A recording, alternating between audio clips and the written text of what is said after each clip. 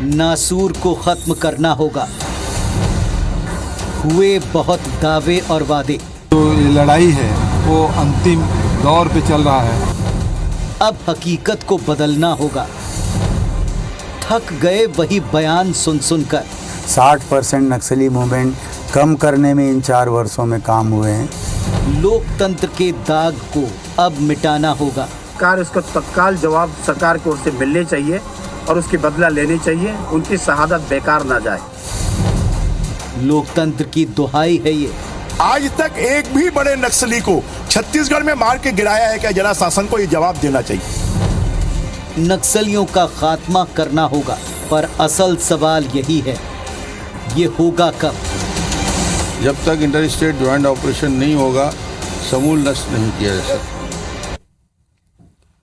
हर दिन खबरें हम आप तक पहुंचाते हैं, उनको डिकोड करते हैं, लेकिन कई बार कुछ ऐसी खबरें सामने आती हैं जिसको पढ़ते आप तक पहुंचाते समय बहुत ही व्यथित हम होते हैं और काफी आक्रोश लोगों का इस खबर के साथ जुड़ा होता है। आज भी ऐसा ही हुआ। यहां नक्सल जो नासूर की तरह न केवल छत्तीसगढ़ के विकास की बाधा बना रहा, बल्कि देश के एक बड़े कॉरिडोर यानी कई सारे राज्यों में ऐसा पनपा कि वहां की सरकारों के लिए बड़ा सिरदर्द बना रहा। अब सवाल यह कि कई आसपास के राज्यों से समाप्त होने के बाद यह अभी तक छत्तीसगढ़ में कैसे जमा है? आखिर नक्सली समस्या कब जड़ से खत्म होगी? और यह सवाल आज इसीलिए उठा कि दक्षिण बस्तर के अरनपुर में इन तमाम दावों के बीच में जो आप अक्सर सुनते हैं नक्सलवाद के खात्मे को लेकर, जिसमें कोई दल या केंद्र राज्य कोई पीछे नहीं है, इन सब के बावजूद नक्सलियों ने डीआरजी के काफिले पर बड़ा अटैक किया। 10 जवान और एक ड्राइवर इसमें शहीद हो गया।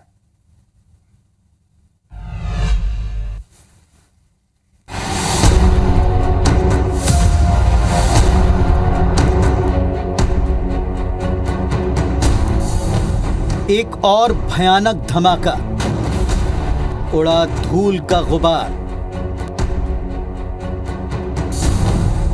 ये परखच्चे वाहन के नहीं, सिस्टम के उड़े। सड़क पर हुए इस गड्ढे को देखिए। अपने साथियों की पार्थिव देह को स्ट्रेचर पर रखकर एम्बुलेंस तक ले जाते जवानों को देखिए। घटनास्थल पर पसरे सन्नाटे को महसूस कीजिए। ये तस्वीरें दक्षिण बस्तर के अरनपुर की हैं, जहां नक्सलियों ने 2 साल बाद बड़ी घटना को अंजाम दिया। नक्सलियों ने दंतेवाड़ा में बुधवार को डीआरजी के जवानों के वाहन को आईडी ब्लास्ट से उड़ा दिया। नक्सल हमले में 10 डीआरजी जवान समेत वाहन का ड्राइवर भी शहीद हो गए। हमला दंतेवाड़ा जिले के अरनपुर थाना क्षेत्र में अरनपुर समेली के बीच हुआ है। डीआरजी टीम बारिश में फंसे सुरक्षा बल को रेस्क्यू करने जा रही थी। बस्तर में नक्सलियों का टीसीओसी अभियान यानी टैक्टिकल काउंटर ऑफेंसिव कैंपेन चल रहा है। नक्सली इस दौरान अक्सर बड़ी वारदातों को अंजाम देते हैं। माओवादियों के इस टीसीओसी को देखते हुए फोर्स भी अलर्ट मोड पर है। इसके बावजूद नक्सलियों ने इस वारदात को अंजाम दिया। घटना के बाद केंद्रीय गृह मंत्री अमित शाह ने मुख्यमंत्री भूपेश बघेल से फोन पर जानकारी ली और केंद्र की तरफ से हर मुमकिन मदद का भरोसा दिया। सीएम भूपेश और गृह मंत्री ताम्रध्वज साहू ने इस घटना पर दुख जताया और दावा किया कि नक्सलियों को किसी कीमत पर बख्शा नहीं जाएगा। नक्सलियों के खिलाफ संघर्ष आखिरी दौर में है। जो हमारे जो जवान शहीद हुए हैं उसके परिवार के प्रति संवेदना व्यक्त करता हूँ, लेकिन जो ये लड़ाई है वो अंतिम दौर पे चल रहा है और नक्सलियों को किसी सूरत में छोड़ा नहीं जाएगा। सर्चिंग के बाद लौट रहे थे तो आईडी ब्लास्ट किया गया है, जिसमें 10 जवान और एक ड्राइवर की मृत्यु हुई है, कुल 11 लोगों की। बहरहाल इस घटना के बारे में जिसने सुना वो स्तब्ध रह गया। सत्ता पक्ष की तरह विपक्ष यानी भारतीय जनता पार्टी ने भी इस नक्सल हमले की निंदा की और जवानों की शहादत पर दुख प्रकट किया। 11 की 11 शहीद हुए, बहुत बड़ी घटना है, मगर सर्चिंग ऑपरेशन को और तेज करने की आवश्यकता महसूस होती है कि ज़्यादा से ज़्यादा सर्चिंग ऑपरेशन होंगे तो नक्सली पीछे हटेंगे और सावधानी रहेगी। हम सभी जवानों के शहादत को सलाम करते हैं। छत्तीसगढ़ की सरकार को माओवाद के खिलाफ, नक्सलवाद के खिलाफ कोई निर्णायक और ठोस लड़ाई लड़ने की आवश्यकता है। घटना पर प्रधानमंत्री नरेंद्र मोदी, केंद्रीय गृह मंत्री अमित शाह, दिल्ली के सीएम अरविंद केजरीवाल, यूपी के सीएम योगी आदित्यनाथ ने ट्वीट कर शोक प्रकट किया। घटना के फौरन बाद प्रशासन भी हरकत में आया। रायपुर में उच्च स्तरीय आपात बैठक हुई। इस दौरान अरनपुर एवं समेली के बीच में डीआरजी गाड़ी को आईडी के माध्यम से महोदय द्वारा टारगेट की गई। उस घटना में हमारे एक वाहन आईडी के चपेट में आ गए थे। उसमें 10 डीआरजी जवान एवं एक सिविलियन ड्राइवर, कुल 11 लोग का शहादत हो गई। कुल मिलाकर एक और बड़ी नक्सल घटना हो चुकी है। देखना होगा इस नक्सल घटना से क्या सबक लिया जाता है। तो आज की नक्सल घटना के बारे में आपने इस रिपोर्ट में जाना। अब हम आपको बताने वाले हैं कि कैसे गर्मी का कनेक्शन है इन नक्सली हमलों से। ज्यों ज्यों मौसम का पारा चढ़ेगा, मौसम में तापमान बढ़ेगा, त्यों-त्यों बस्तर में नक्सल हमले को आतुर ये पूरे नक्सली फोर्स दिखाई पड़ते हैं। क्यों और कैसे, ये भी जरा जान लीजिए। देखें जरा, मार्च 2017 सुकमा भेज्जी में 11 जवान शहीद हो गए। देश ने इस वारदात को देखा भी और तब भी इतना ही आक्रोश था। अप्रैल 2017 सुकमा बुरकापाल में 32 जवान शहीद हो गए। फिर मई 2017 सुकमा कसाटपाल में 14 जवान शहीद हो गए। इसके 3 साल के बाद आप देखें, अगले 2020 के मार्च में सुकमा चिंता गुफा में 17 जवान शहीद हो गए। इसके थोड़ा सा और आगे चलें, अगले वर्ष मार्च 2021 में नारायणपुर में डीआरजी के 5 जवान शहीद हो गए। फिर 3 अप्रैल 2021 बीजापुर के तर्रेम में मुठभेड़ में 22 जवान शहीद हो गए। और फिर ये तारीख आ गई 26 अप्रैल 2023 आज की, जहां दंतेवाड़ा के अनंतपुर में डीआरजी के 10 जवान और उनको ले जाने वाला वाहन का ड्राइवर वे भी शहीद हो गए। तो यहां हर बार की तरह अब की बार भी विपक्ष ने जमकर निशाना साधा। सत्ता पक्ष ने वही बात की कि ये अंतिम दौर की लड़ाई है। जब विपक्ष सत्ता पक्ष में था तब भी वो ये कहता था कि निर्णायक लड़ाई होगी, शहादत व्यर्थ नहीं जाएगी। तो फिर आखिर इसकी जिम्मेदारी किसके कंधों पर है? आखिर ये कब तक केवल बयानों में दिखेगा, धरातल पर उतर पाएगा? ये सवाल।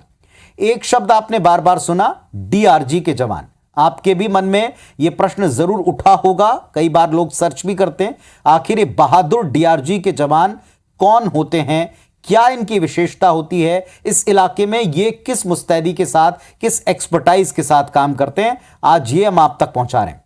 डीआरजी फुल फॉर्म है डिस्ट्रिक्ट रिजर्व ग्रुप, जिसमें स्थानीय युवाओं को भर्ती किया जाता है। कारण इसका यह है कि फोर्स को इसमें फायदा मिलता है, क्योंकि इसके जवान स्थानीय भाषा को अच्छी तरीके से जानते समझते हैं।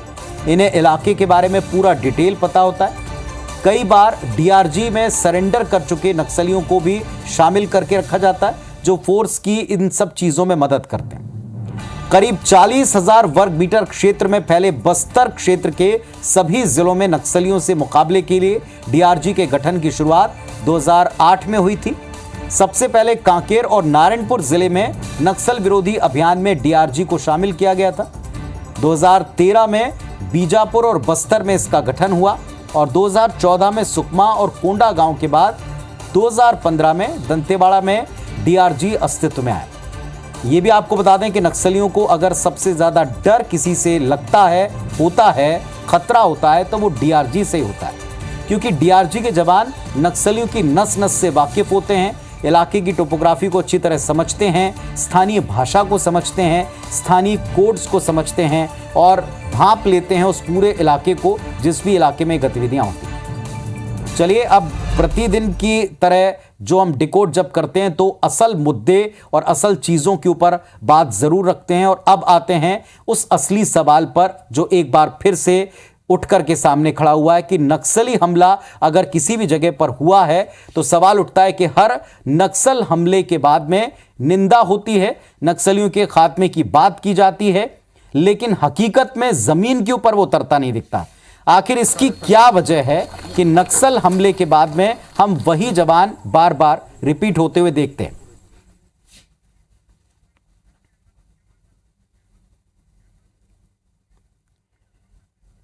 तो चलिए अब हम आपको डिकोड करके बताते हैं कि दरअसल इसके पीछे की वजह क्या है। पहली बात जो समझनी पड़ेगी वो ये कि कहीं ना कहीं सरकार नक्सलियों को कम आंक रही।